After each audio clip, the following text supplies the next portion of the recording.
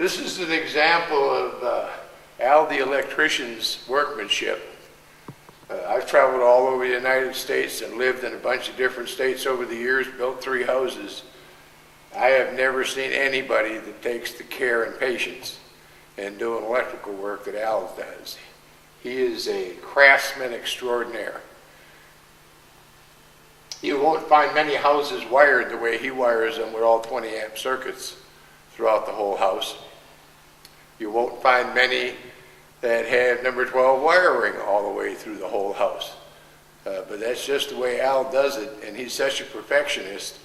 He'll go through the house after he's through wiring it and make sure that all the slots and the screws on the switch plates are all perfectly vertical and there's none of them out of a line.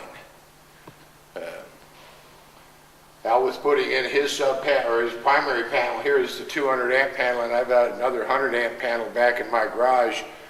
At the same time, I was putting in my panel for the speaker system, cable TV, satellite system, telephone, and I was having a hard time keeping up with Al on how pretty it looked, and I'm a perfectionist. Okay, we just talked about Al the electrician. Calvin and his brother Keith do the plumbing, and again, I can't say enough about the quality of the workmanship those 2 guys do. An absolute perfectionist in everything they do and how they do it. When they got ready to do the rough end for my house, they wanted to see the model number and the series of the sinks and the faucets so that they could have everything lined up perfectly, because when Calvin runs a pipe out of the wall, it's going to go right straight up to the faucet. It's not going to make any turns or angles getting there. He has everything lined up exactly, precisely the way it should be.